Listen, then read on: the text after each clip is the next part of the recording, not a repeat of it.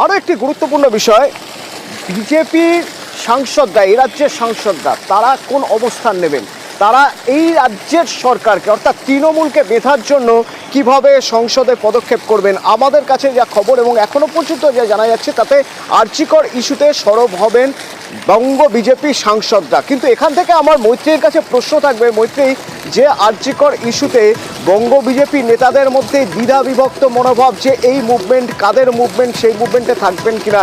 কেউ কেউ সেখানে গিয়ে গো ব্যাক স্লোগান শুনে ফিরে এসেছেন। যে আরজিকর ইস্যু নিয়ে যারা মুভমেন্ট করছিলেন তারাও এখন তাদের মুভমেন্টের জায়গা থেকে সরে এসে আলোচনা স্তরে রেখেছেন বিষয়।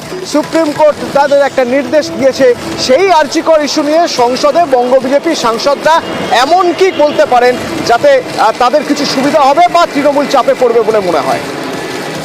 তৃণমূলকে চাকরি রাখার থেকেও বেশি কিন্তু বঙ্গ বিজেপির লক্ষ্য হচ্ছে এই ইস্যুটাকে জিয়ে রাখা এবং সেটি সদনে তুলে আনা। তার কারণ আরজিকর ইস্যু যে খুব একটা ফসল দিতে পারেনি বঙ্গ বিজেপিকে, বিশেষত নির্বাচনে তার ফলাফল, তা কিন্তু সাম্প্রতিক নির্বাচনের ফলাফলই বোঝাচ্ছে। কিন্তু বঙ্গ বিজেপি এই আরজিকর ইস্যুকে পুরোপুরি ছাড়তে নারাজ এবং সেই কারণেই কিন্তু বঙ্গ বিজেপির তরফে একাংশ চাইছেন, সাংসদদের একাংশ তারা চাইছেন আরজিকর ইস্যুকে বারবার সংসদে তুলে আনতে। এবং আজকে সেই কারণেই আমরা দেখেছি যে রাজ্যসভার সাংসদ শ্রমিক ভট্টাচার্য তিনি আরজিকর ইস্যুর কথা মাথায় রেখে মহিলা চিকিৎসকদের সুরক্ষার বিষয় আলোচনা এবং সুরক্ষা সুনিশ্চিত করার জন্য আইন আনার ক্ষেত্রে আলোচনা করার প্রস্তাব তিনি রেখেছিলেন।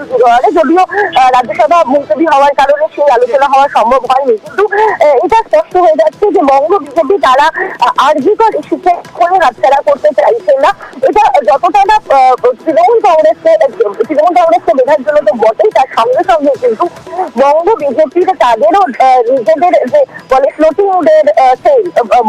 দের ভোট সেটাকেও জারি রাখার জন্যই কিন্তু এমনটাই স্ট্র্যাটেজি বঙ্গ বিজেপির তরফ থেকে দেওয়া হয়েছে বলে আমরা জানতে পারছি। অতএব ধন্যবাদ মৈত্রী।